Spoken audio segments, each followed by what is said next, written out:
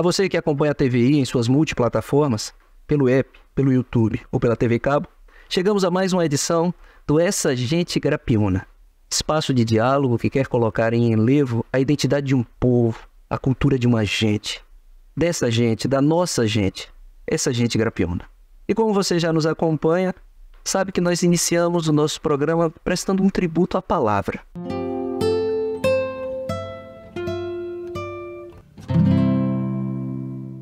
Marias Aldo Bastos.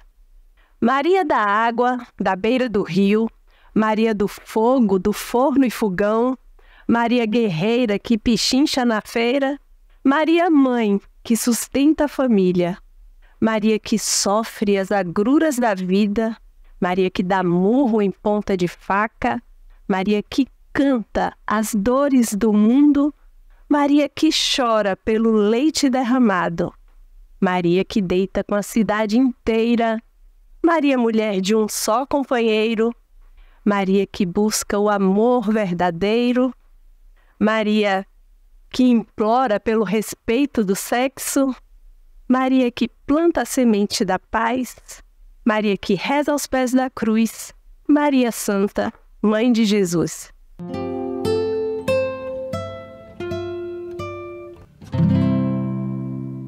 O nosso entrevistado de hoje é um multitalentoso artista da nossa região que transcendeu as nossas fronteiras com repercussões nacionais. Ele é ator, diretor, escritor de fotonovelas, produtor e gestor cultural.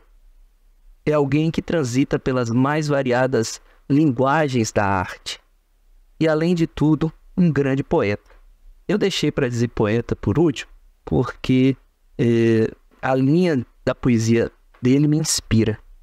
E eu escrevo e comecei a escrever muito inspirado na poesia dele, Aldo Bastos.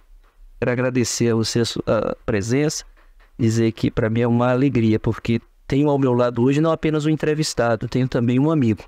Alguém que eu respeito, admiro e alguém quem eu me espelho na trajetória de produção artística e em toda a sua história. Então, para mim é um motivo de alegria renovada tê-lo aqui no Essa Gente Grapiúna. Demorou um pouquinho, mas eis que Aldo Bastos está aqui conversando conosco. E aí, Aldo, a primeira pergunta que eu queria lhe fazer é assim: quem é o Aldo Bastos que alinhava essa história, essa trajetória tão marcante que em 2023 celebra 50 anos de carreira?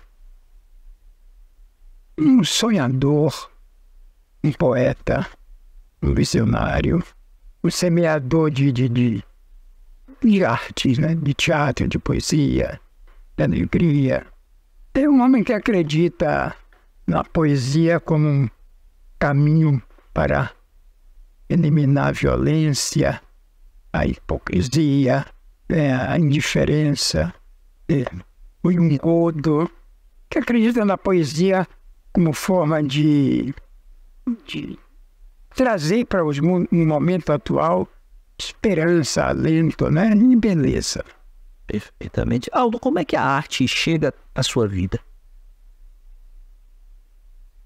Eu não sei se a arte chegou à minha vida ou se eu cheguei para a arte, né? A arte começa a despertar em mim a partir dos 10, 12 anos, né? Eu sempre fui apaixonado por cinema. A primeira grande vocação que eu tinha era ser ator de cinema. Itabuna só tinha cinema na época. Nós não tínhamos televisão, não tinha internet, não tinha nada. Era só cinema e rádio AM, né? E eu assistia todos os filmes que passavam em Itabuna. Era um devorador de filmes. Nós tínhamos 5 cinemas daqui. Cada dia eu ia para um cinema. Então, a história do cinema dos anos 20, 30, 40, 50, até... Eu sei aí, se me perguntar todo cast de Hollywood, sabe, brasileiro, internacional, eu tenho. Então, me despertou a vontade de ser ator. E depois, na escola, me despertou também a vontade de escrever. Eu aproveitava as datas, Dia das Mães, Dia dos Pais, 7 de setembro, Tiradentes, para fazer poesia com aquele tema. E aí então veio aí na adolescência. E quais são suas referências como poeta? Eu tenho muitas. Aqui em Itabuna tem um Padilha. É meu ídolo na poesia. Para mim, o maior poeta que essa terra já deu. Que me perdoe os outros, mas para mim está acima de todos os outros que se apresentam aqui. E eu gosto de Quintana, Drummond, Manuel Bandeira, Vinícius de Moraes, Baudelaire, Rimbaud. Tem uma poesia sua que alinhava dimensões da sua vida como poeta, como ator e como alguém que transitou territorialmente por vários lugares, que se chama Sempre Houve um Rio. Eu não sei se eu estou lhe pegando de surpresa, mas será que você pode declamar Sempre Houve um Rio pra gente? Eu não sei se eu saberia. Eu vou tentar. Tá certo. Sempre houve um rio na minha vida onde banhei a minha inocência. Sempre houve um rio na minha vida onde mergulhei minha esperança de criança. Sempre houve um rio na minha vida cujo curso levou os meus sonhos. Sempre houve um rio na minha vida por onde navegam os meus desejos. Sempre houve um rio na minha vida e em seu leito repousam os meus segredos. Sempre houve um rio na minha vida por onde deságua a minha dor. Maravilha. Aldo, eu disse que ela alinhava dimensões da sua vida porque sempre houve um rio, seja ele o Rio Cachoeira, seja ele o Rio de Janeiro. Então essa poesia é uma deixa para nós falar. A minha vida sempre foi marcada por rio e pontes. Eu nasci no bairro Conceição e para vir para o centro da cidade tinha de atravessar uma ponte. Toda ponte só existe quando existe água passando por baixo, geralmente. Tem um rio. Tanto o poema meu diz, do outro lado da ponte, os homens estão perplexos, sem entender o lado de cá. Pobres homens solitários em seus desejos e suas angústias. Só entendem que debaixo de toda ponte passa um rio. E que todo rio corre para o mar. Olha, maravilha. E assim, de uma sensibilidade, de uma leitura do cotidiano, das referências de sua vida, né? E essa poesia também me leva a uma deixa que é falar sobre a dimensão você indo para o Rio de Janeiro em busca do seu sonho.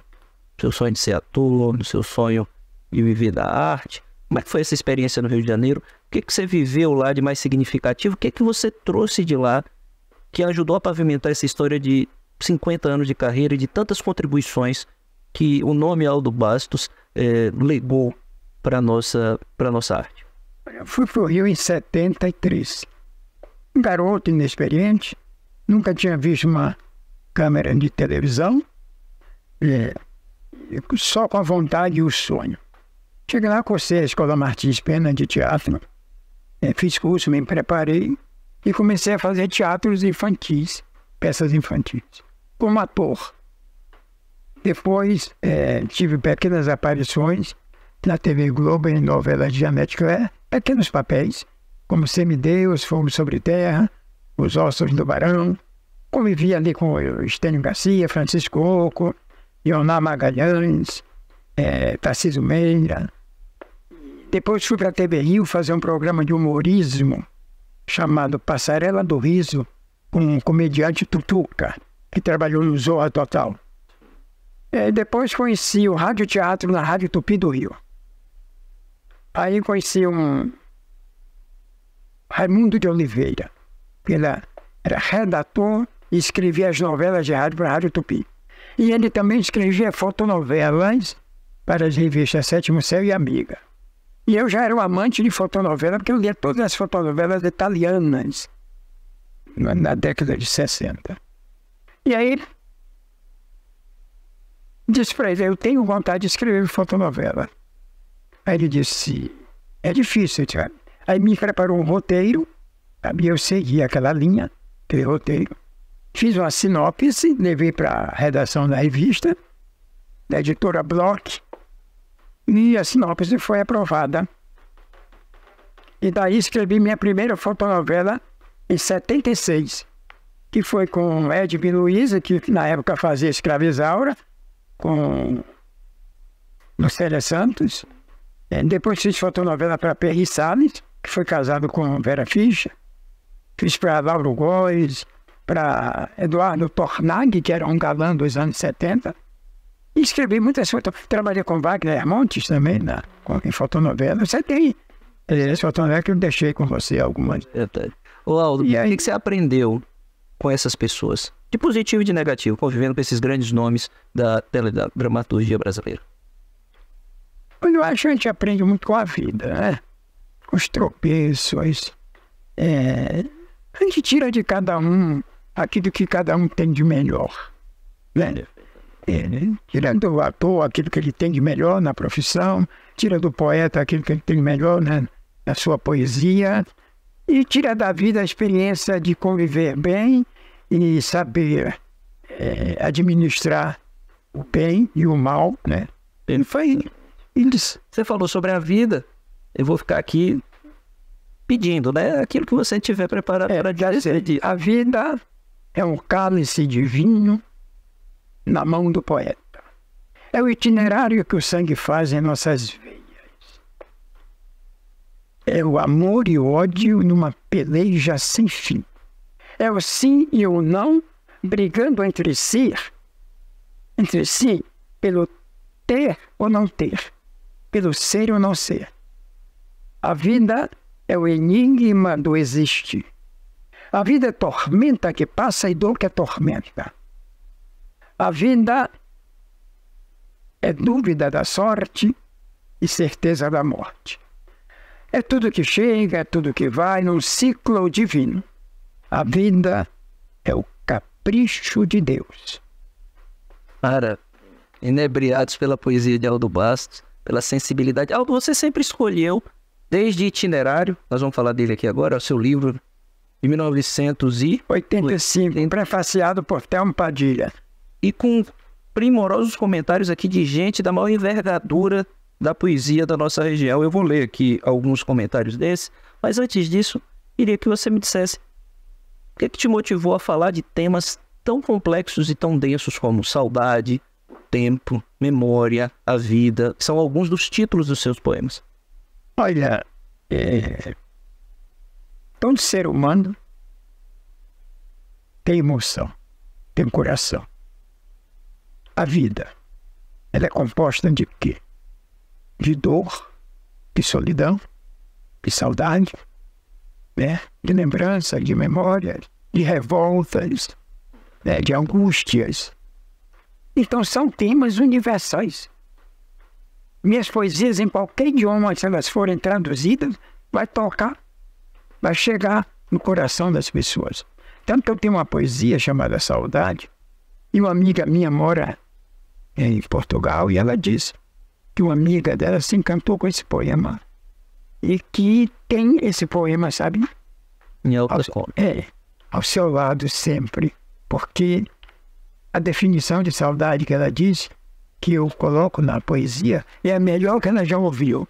Então, eu busco esse tema. Você lembra de memória para dizer pra gente? Não, eu gostaria de não tentar. Mas tá certo. Mas nós vamos... Eu vou falar de solidão. Pode falar de solidão? Aquela solidão. Pronto, então diga pra gente. Gosto da solidão. Ficar só não significa estar só. E feliz do homem que não gosta da sua própria companhia. Aí sim, ele está fadado a viver só e conhecerá a verdadeira e profunda solidão. E a pior solidão é a solidão de si mesmo. E só se sente só quem está vazio de si, quem não viveu. Gosta da solidão. Entre nós não há divergência. Concordamos em tudo. Ela conversa comigo, sussurra nos meus ouvidos e só me diz o que eu quero ouvir. Bravo. A lei da memória prodigiosa de Aldo Bastos, que testemunha a eloquência do seu dizer e também a profundidade dos seus versos. E não sou só eu que estou dizendo isso. Aí eu quero compartilhar com vocês, como eu disse, está aqui o exemplar de Itinerário, Aldo Bastos, 1985. Valdelice Pinheiro, Veja, estou começando já no panteão. Olha que lindo isso aqui. Acho que era domingo. Não sei, não tem importância. Se era domingo o dia ou não, não tem importância. Porque era domingo nos olhos de Aldo. Era domingo nas mãos de Aldo. Ele veio cheio de domingo. Porque é poeta e a sua poesia é assim, das que fazem segunda-feira domingo. Não porque seja alegre, risonho, sem compromisso, mas porque domingo é o dia pleno, o dia tudo, o dia todo, o dia verdadeiro. Aldo, todo domingo, todo poeta, graças a Deus. Valdelice Soares Pinheiro. Como é que eu ouvi isso, ler isso, de alguém da envergadura de Valdelice? Isso é demais. Lindo, né? Aldo, Itinerário é o seu primeiro livro e ele vem no contexto do seu retorno do Rio para Itabuna. Chegando aqui, durante 40 anos, você não deixou a cidade sem espetáculos de teatro, seja ele infantil, seja ele adulto. Como é que foi essa trajetória? Quais foram as principais peças que você ofertou para a nossa cidade? E os desafios de produzir cultura num cenário tão difícil como é? Como é que... Indiferente, né? E ao fim dessa tentativa de resposta a essa pergunta tão cheia de nuances, queria que você também fizesse um comentário sobre ontem e hoje os desafios de produção cultural na nossa cidade. Pois é difícil fazer teatro em Itabuna. Nós começamos aqui em 80 com a peça Pluf Tio Fantasminha. Desse espetáculo surgiram grandes atores que estão aí pelo mundo fazendo teatro. Você podia também dizer o nome deles? Carlos Betão surgiu nessa peça. Marco Amaral Correia. E depois vieram outras peças e vieram novos atores, né? Como Sônia Amorim, Alba Cristina Soares. As duas já tiveram nessa gente que era pior, né? E falaram... Carmen Camuso, Lédia, Marlene Moreira. Tanta gente que passou aí por mim. Robenildo, Sérgio Sodré. Tanta gente aí. Jailton. Próprio Jackson também. Né? Jackson, eu dirigi Jackson aqui em Itabuna, na peça Eleição. Ramon Vani. Tanta gente aí que passou. Essa já é uma dimensão importante do seu legado. Formar novas gerações. Montei grandes espetáculos aqui. Nós montávamos aqui uma média de 3 peças infantis por ano. Uma no primeiro semestre para o teatro, outra no primeiro semestre para levar à escola. A professora Rita está aí, a testemunha. Era o teatro, vai à escola. E no final de semana, sempre a gente tinha um espetáculo diferente daquele que foi à escola. Maior, mais longo, mais trabalhado, né? Montamos aí Greta Garbo, quem diria, acabou no Irajá. Já na dimensão do teatro. Adulto. Um grande sucesso nos anos 80. Montamos a peça Transe, com tema espírita, Navalha na Carne, Velório à Brasileira, A Eleição. Brigitte Bardot foi recente, agora 2016. Grandes espetáculos aí. A Buxa Grabó, Rápido da Cebolinha. Olha, tem uma atriz aqui da Bonca City. Agora eu queria perguntar a você, que história é essa, Aldo Bastos, de trocar o nome de todos os atores e todas as atrizes e colocar o nome de um diretor italiano numa peça e anunciar isso na cidade? Veja bem, eu quis montar um espetáculo diferente. Criei um texto chamado Todos Estão Nus. E eu queria o elenco inteiramente nu, como nasceu. Corajoso para época. Todos estão nus. Texto bom. Então, não era vulgar. Nós não colocamos a nudez de uma maneira vulgar, promíscua, não. Com um texto inteligente, tanto que o saudoso professor Odilon Pinto assistiu ao espetáculo e fez uma bela matéria sobre o espetáculo. E aí o seguinte, eu pensei, olha, eu tenho um nome no teatro infantil. Aí botei esses atores todos nus em cena, todos igual aquele cartaz, outdoor na cidade. Aí resultado, eu falei, não, vamos fazer a jogada. Santo de casa não faz milagre. Eu vou mudar o nome do santo para ver se ele começa a fazer um milagre. E aí eu convidei o elenco, meu nome como autor e diretor era Lauro Zanoli. Então, na cidade ficou aquela expectativa de que um diretor italiano viria para cá.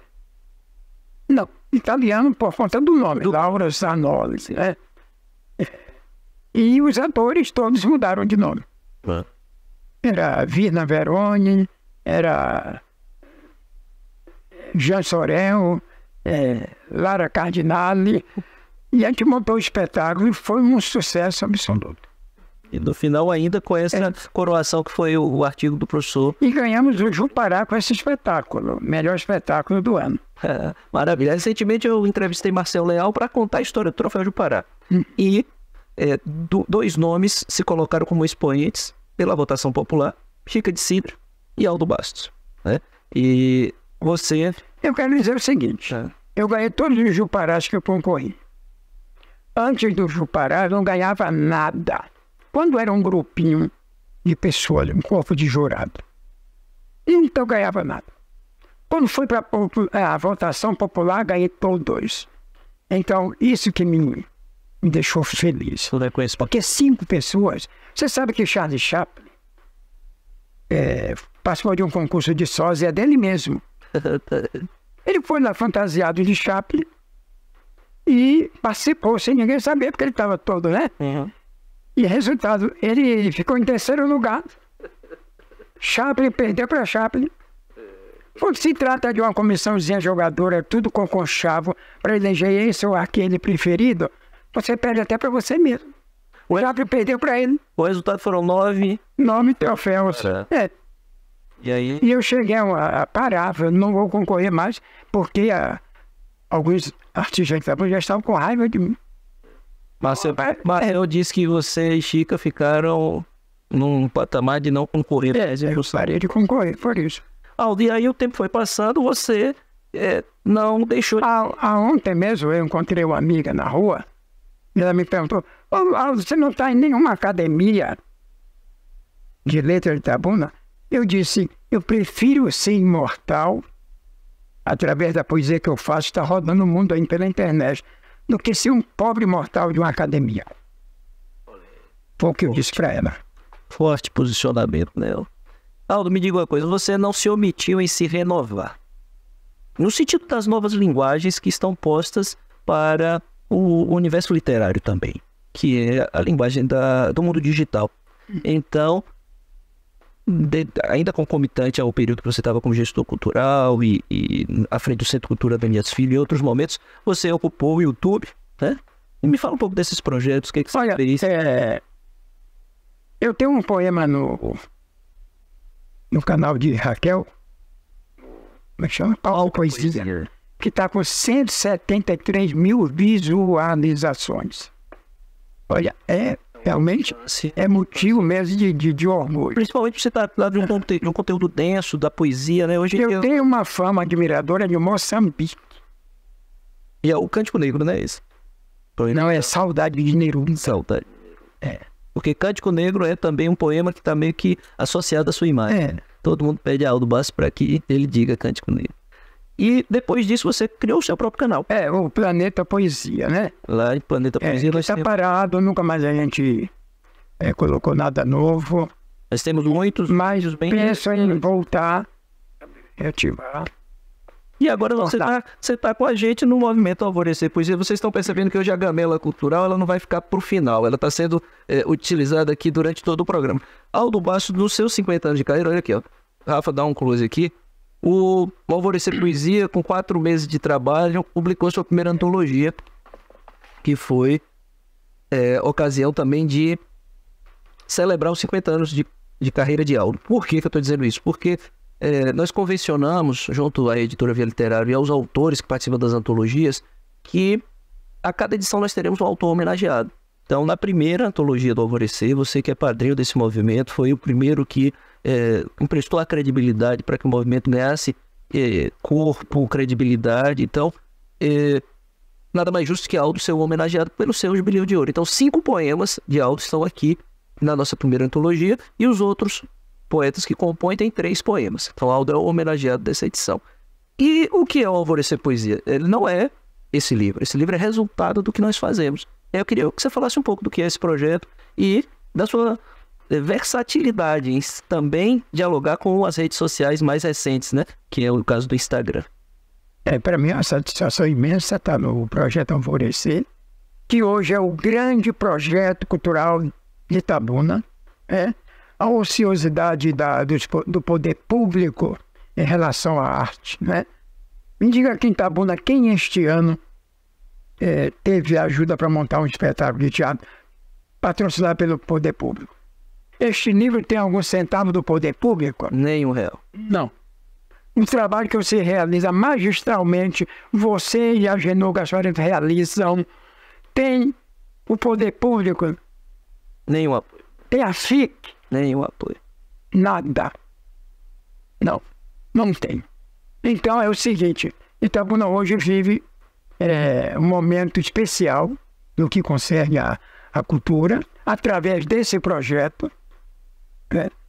Muitos artistas que precisavam ter uma vitrine, um espaço para mostrar seu trabalho estão tendo. Aí o meu jovem aqui, Gabriel Xavier, que eu admiro, um menino inteligente, poeta, ator, sabe, uma cabeça privilegiada. E compõe com a gente. Tá aqui.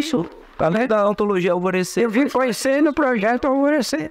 Não conhecia. Então, Leila, cadê ela? Leila Alvejenta, né? Olha ali, a grande escritora, né? Que eu não conhecia, tá aqui. Vamos citar aqui o nome dos poetas que integram para fazer um chamado a você. Eudes Assis, ó, tá chegando aqui. Dona Amorim. 17 poetas: Aldo Basto, Brisa Aziz, Carlos Caê, Cíntia Fragoso, Aguinaldo França, Gabriel Xavier, Gal Macuco, João Pedro Scofield, Leila Oliveira, Luiz Cláudio Zumaeta, Marcelo Ganem, Rafael Gama, Rita de Cássia Soares, Sônia Amorim, Ulisses Prudente, Valmir do Carmo e Zélia Posidônio. São os 17 que compõem essa edição do Alvorecer. E, no momento que esse programa vai ao ar, estão abertas as inscrições para a segunda antologia poética do Alvorecer Poesia, que será lançada no início de 2024, mas que tem edital de chamado à inscrição em 2023 ainda. Nessa edição nós tivemos 17 poetas. A nossa meta agora são 50 poetas para a segunda edição, cujo homenageado será o professor Rui do Carmo Povos, pelos seus 80 anos de vida. Então nós tivemos Aldo Basso, homenageado na primeira edição, Rui do Carmo Povos, homenageado na segunda edição, e você, que é poeta, fica aí o chamado para participar conosco. E dia 2 de setembro, o lançamento do livro contemplativo do poeta. É seu livro de estreia, né? E eu aqui fiz o epílogo, viu? É todo mundo lá, dia 2 de setembro, hein? Nós temos aí um testemunho que eu preciso dar. Aldo Bastos, eu digo a ele sempre assim, como ele é minha referência na escrita da poesia, eu sou neto de Telmo Padilha, que é a referência dele, e eu sou filho de Aldo Bastos. Aldo, nós estamos chegando ao final do nosso programa, da nossa entrevista. Meia hora para falar da trajetória de Aldo Bastos é nada. Eu queria que você deixasse sua mensagem e encerrássemos com poesia. Deixe sua mensagem para as novas gerações de artistas e com uma poesia a gente encerre a nossa conversa aqui hoje. Que poesia seria? Escolha, a livre escolha. Mas antes da poesia, você diz uma mensagem para os nossos telespectadores, principalmente para as novas gerações de artistas. Então, é o que eu vou dizer para a nova geração. Leiam bastante, estudem, acreditem em si, existam, insistam, né? Vivam com intensidade. Não deixem ninguém manipular sua cabeça, seus caminhos. Trace um caminho firme, certo, e siga com fé, determinação e vontade. É isso aí. E aí, para encerrar? Memória? Memória. O tempo? Do tempo, pode ser. O tempo roubou a negritude dos meus cabelos e os tingiu de neve. O tempo levou o viço do meu rosto e desenhou caminhos caudalosos. O tempo tirou a força dos meus braços e a rapidez dos meus passos. O tempo apagou o brilho dos meus olhos e o transformou em névoa. O tempo consumiu meus amores e triturou os meus sonhos. Como correnteza arrastou os meus desejos mais íntimos. O tempo a todo momento nos espreita e não perdoa quem não o aproveita. O tempo que abre todos os girassóis é o mesmo que faz cair suas pétalas. O tempo que amadurece todos os frutos é o mesmo que os apodrece. O tempo é o Senhor absoluto de todas as coisas, do sim e do não, do bem e do mal, do amor e do ódio, da vida e da morte. E com essa sensibilidade poética, nós encerramos o Essa Gente Grapiúna de hoje.